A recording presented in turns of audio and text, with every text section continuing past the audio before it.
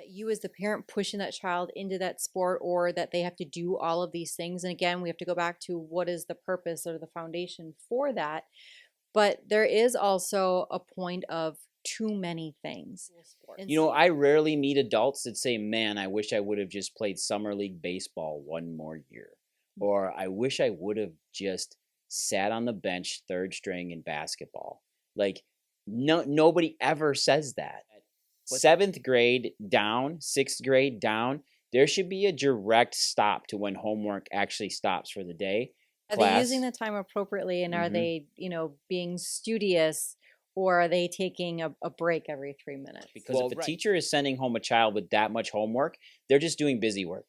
So what helps a child out better is activities. So Really figure out what's going on, because ultimately we should all be cheerleaders for our kids. yeah, and I think doing the child's homework brings on parents' anxiety. Like,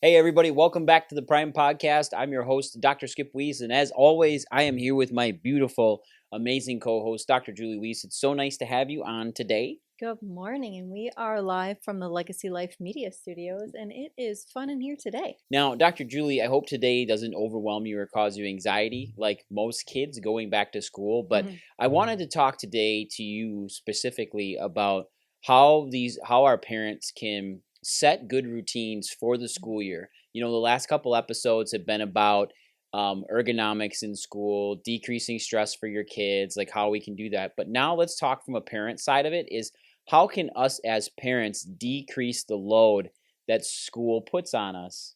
Well, I was going to say the kids go back to school, but that means the family entirely goes back to school. It's not just a kid thing, it's also the parents. Exactly. So what comes with that then is a whole different form of stress. From summer being a very chaotic time, probably very non-organized, maybe a few trips, kind of getting everything back together, to now we're back in school. All of that organization comes back in where all of these schedules need to get maintained. And to be honest with you, you are probably the best person I know at scheduling and sticking to a schedule and actually laying things out for our family. How do parents help navigate this? Let's start out with just the at-home approach. How can we keep things at home sane when school starts here? Again, it's the routine, right? So if it's maybe anxiety of going back to school, what does your morning routine look like? So if you're short on time, if kids are the bedheads, they don't want to wake up, packing lunches the night before potentially. That Okay. means for everybody. And if there's clothing can be very stressful no matter the age. Picking out outfits for that morning the night before, or picking them out for the week. That's where, like, when school uniforms, they don't always sound such a bad idea, because it does take a lot of that stress off. So I think that could definitely help for the morning routine. But then the same thing for after school. So if there's no after school activities of coming home, what does that routine look like? If it's sitting down and immediately, getting homework done, so then the rest of the evening can be open for other things to do. For us, one of those non-negotiables was always we eat together as a family. Yep, we have dinner together. Yep. Most evenings during the week, like, that is our okay. If homework isn't done by that time, that's literally no more homework gets done for the evening. We're sitting together as a family, and for us, for our routine, sometimes dinner doesn't happen until 6:30 or 7 o'clock. So by 8 o'clock, when we're cleaned up, that's where we're decompressing. We have some family time, but we are super strict on bedtime routine, and that can be a whole new podcast on proper sleep and what that bedtime looks like. But a little bit of free time, no tablets, nothing online. We are decompressing, and then we're back to a good bedtime, a normal bedtime, and the evening routine. Okay, so that's evening routines after school. So you hit on packing lunches the night before, which helps decrease stress in the morning on a family, especially if you're in a family where both parents work. that can be extremely hard trying to get everybody up, out the door, out for the buses, all of that. And then coming home at night, making sure that those, like we don't, like you said, that actual non-negotiable of having meals together. Now, you did hit on that everybody's done as soon as dinner starts. That's true, but I'd like to say that in high school things change a little bit, especially for our daughter Peyton. She would come home, she kind of decompresses a little bit in the afternoon when she gets home, and then she starts on her homework if not right away, but she's a nonstop machine when it comes to that. Then we'll eat dinner, and then sometimes she's right back at homework. It depends on that caseload, but I would say that 7th grade down, 6th grade down, there should be a direct stop to when homework actually stops for the day. And you should actually, if you're finding that your child is doing 2, 3, 4 hours of homework a night in 5th, 6th, and 7th grade, to me, that's unacceptable. So there needs to be a conversation had with the teacher of, okay, is my child using their time Well, that's insane. appropriately in Are they using class? the time appropriately, and are hmm they, being studious, or are they taking a break every 3 minutes? Well, right. Are they staying? I don't want to say staying on task, but are they actually completing the homework at school? Or are they coming home with this much homework? Because if a teacher is sending home a child with that much homework, they're just doing busy work. And that to me does not help a child's education out one bit. Busy work does not help. So what helps a child out better is activities. So if they're outside, if they're playing, if they're doing things outside, and that we've talked about in previous episodes, but doing that nighttime, getting that nighttime routine in. Now, Dr. Julie, another thing that we've talked about, and I was hoping you would hit on this, so I'm just going to bring it up. What about meal planning? Do you feel that a family of 4 to 6, however big the family is, even if they have just one child, do you think meal planning would be effective to help that family out? Absolutely. So if it's working together as a family to pick out, okay, everybody makes a meal for the week, or on a Saturday or a Sunday, it's okay, this is what our recipes are for the week, and prepping those things ahead. hmm Freezer meals are really good. Crock pot, our crock pot is at least like once or twice a week. Yep. All of those things that you can pre pre-make and just make it easier, so that when it comes to dinner time, maybe it's just a scooping out of the food, or a quick stir fry, throwing something in the oven, but of pre-planning what those things are. So if you know for the week, you can plan out for the month and just kind of rotate those recipes. So that's where if you can figure out 30 days of meals, and then throw them in a hat, and maybe everybody picks out a different thing for the week that is all kid tested, mom approved, and then you can just shake that hat back up again and kind of repeat for that next month, sprinkling in some new things when needed. Yeah, and you did something very interesting the other day. AI is something that everybody is scared of. They don't really like using it, or they feel weird about it. But I'll tell you, it's a tool. It's not a actual thing to make you a slave to it. It's a tool. So if you ask it the right questions, it can help you. And you went into Chat GTP and you said, I need 7 meals for the next week. I Can needed you? meals that were Yep. gluten-free, dairy-free, 7 ingredients and less, things I have in my pantry. So you can set the parameters and come up with some really crazy recipes, but also some really simple recipes. So hmm that's where we have the tons of the cookbooks, but I feel like everybody's going, to their phones, to their tablets, and looking up those recipes. So just use that program to help you meal plan. And if there's That's dietary restrictions, you can put all of those Well, that's the parameters. beauty of everything being online now, is that it's digitally Mhm. cataloged.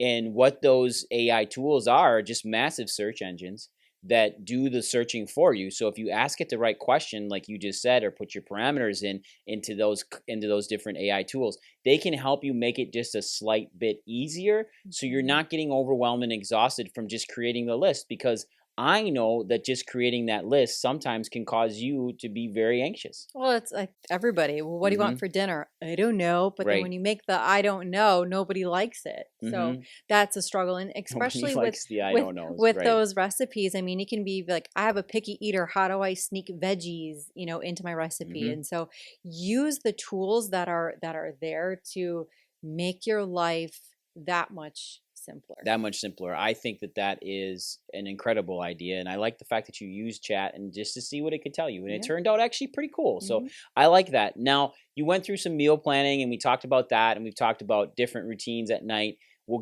maybe get into bedtime routine, but I think the next thing I want to talk about here is stress management. So how do we help our kids decompress from the day, but in turn, how do we decompress as adults as well with our children? So actively decompress.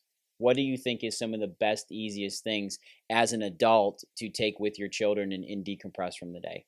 Depending upon what time of the year it is, honestly, sometimes just sitting together, asking and talking about the day, Hmm. who's dating who, or, what was the gossip within the school, that kind of keeps you bonded with your child. Sometimes just reading a book or going out and taking a walk. Again, it's good for both of you. And just with mental health and just the stressors, really just being unplugged with your family and with those kids is what is super important. I think you hit on it perfectly is staying unplugged. So understanding that taking our kids out on walks, doing exercise at night, doing things that stimulate the brain away from actual direct visual stimulation through like your phone or a tablet or a TV, but actually doing cards with your children. I think that is one of the funnest things. We do that all the time is we play cards with our kids and we sit, we laugh, we have fun, we kind of banter back and forth, but everybody is also actively engaging their brain, but it's also decompressing them from the day. Some of the tough things that I think a parent would deal with and understanding is when they're little, like when a child is little, when they're getting home a kindergartner, when they're getting home a first and second and third grader. These kids need to get outside and move once they're home. I do not recommend getting home and starting homework right away, starting those at home school skill type things. Actually let them go outside and play. Give them something to do so their brain can actually start moving and working again, which will then make doing some of those things that you do at home, whether they're sight words, reading, all of that stuff, to then work better for them and not work against them because they're exhausted. When you start putting into perspective of kindergarten through high school, it's only 18 years. So when you start thinking about that, no matter what grade your child is in, homework can always be a second thought. It's really making the time to be intentional with that Yep. time that's right there in that moment, no matter whom has homework, if it is the parent, if it is the child, but just finding those different things to, if it's tell a joke to each other, do somebody's hair, go to the park, of just really making sure that we are not so routine in that, okay, we have to do this, we have to do this, we have to do this. If somebody's having like a mental like breakdown day, it's okay, how can we pivot in that moment? It's kind of like, okay, we need a break. And sometimes just like a loud clap. If it's we blow a whistle, and that is kind of that trigger of, okay, we're going to reset and we're going to take an entirely different course for the rest of the afternoon or evening. Yeah, neurological resets. I Mhm. like that. I also feel that we should let people know this about us personally. We actually don't push our kids really hard to do their homework. I feel that they work incredibly hard in school. So we've had those conversations with teachers, and I don't find them tough. I think the teachers may find how I come off tough because I just tell them they didn't get their homework done, and I tell them why.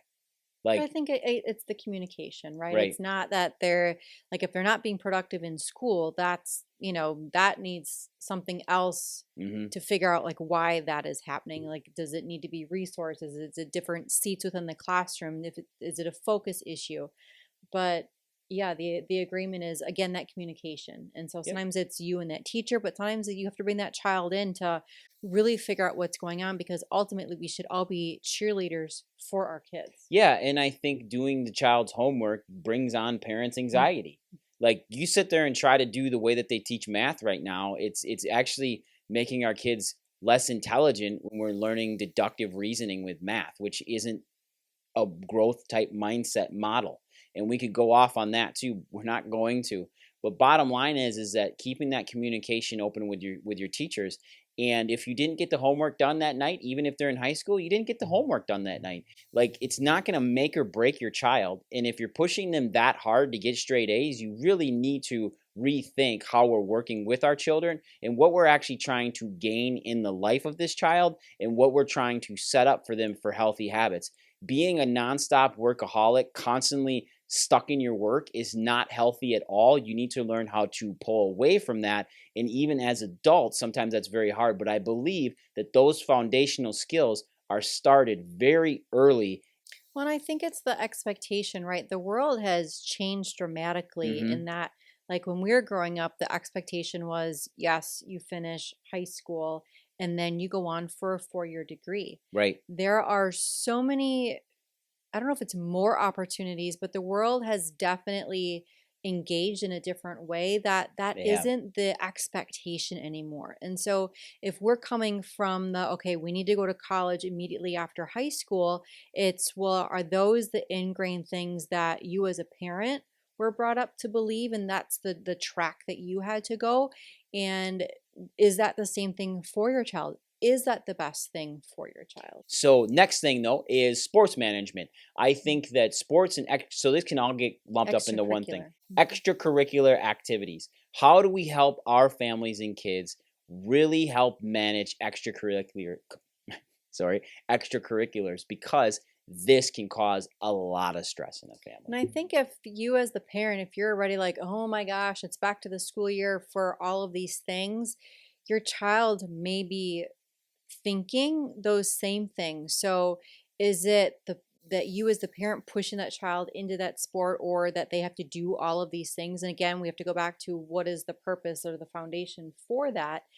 But there is also a point of too many things. And so that's where sometimes it's kind of like, okay, are we going to do this or are we going to do that? We can't, our energy consumption, we can't do both. Or if you're Hmm. going to do, these two sports, then maybe we can't be on the yearbook committee, or maybe we can't, Hmm. do, this We just can't event, do or it all. we can't do it all. And again, sometimes we thrust our children into the we need to be able to do all these things to look a certain way or to be able to have opportunities for something, but in the end, if it is causing that much stress and anxiety and disruptions for routine, we're going to start to notice a decline in health. A We're going disconnect. to definitely a disconnect from Hmm. peers, from family, the overwhelming stress.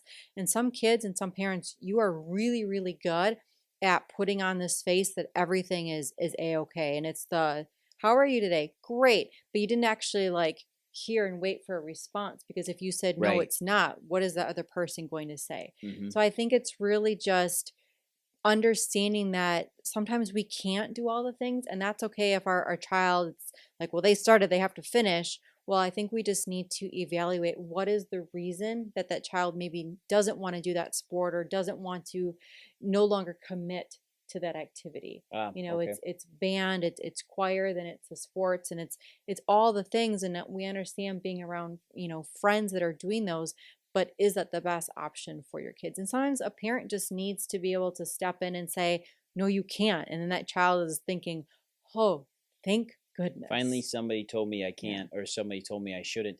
Because I think there's a lot of false expectations placed on our kids, whether we knowingly or subconsciously put that on them. And I want to backtrack just a little bit when I had said that you just can't do it all. No, you have the ability to do it all. It's just how do you figure out how to do it and when is the right time to appropriately do it? That's the key. And do you actually want to perform it? I find that a lot of parents actually and kids, they want to be involved in sports year round. That is one of the hardest things on a child's body from 12 years old and even 10 up till 18. Constant year round sports should not exist. If you're going to play baseball year round, it doesn't work that way. Even professional athletes have what's called an off season. So if you want your child to actually be or perform at a super high level, they need to choose 1 to 2 sports and focus on that if they want to do that. What it does is it allows their body to actually recuperate, and it gives you time off, both stress wise and your child's brain time to actually recover. And that's key, is that recovery is key in reducing that stress. If we are in a sport year round, nonstop, not getting an off season, or if your off season is 3 weeks between football and then basketball, that's really hard. And then immediately you're going to go into baseball or soccer, like, and then springtime baseball again. Like, you can see this rotating calendar, which creates tons of stress both in the body, in the mind, and in the family. So it's okay. It's okay for your kid to just play one sport. It's okay for them to not do any sports. It's perfectly fine. The other thing too is that we see is drama classes, band concerts, music. All of these things just start getting thrown in the mix. And if we can just sit down and lay out what the real priorities are for us in our household, and it's different from our house to everybody else's house. It's what the priorities are.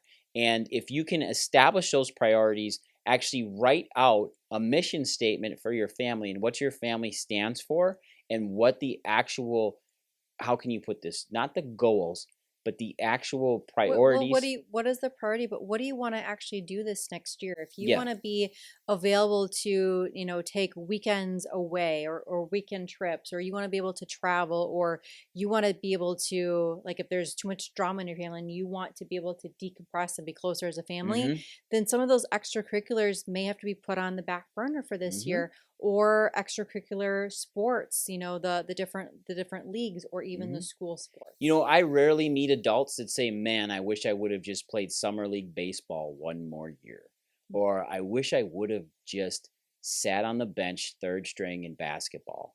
Like, no, nobody ever says that, but they do talk about the opportunities that they missed with vacations and memories and things like that they could have created in their families. And that's the key to all of it, is having these healthy families and stress, and as minimalized stress as possible. And that's the goal of this podcast all the time, wouldn't you say, Dr. Julie? Do you have anything else you'd like to contribute to this one? No, that's it. This one was awesome. I think that this is really important to take into play. So if you have any questions, leave them in the chat below, leave them in the comments.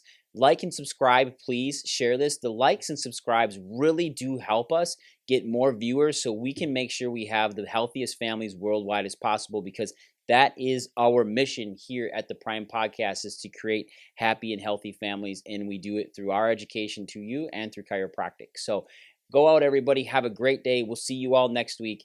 Bye.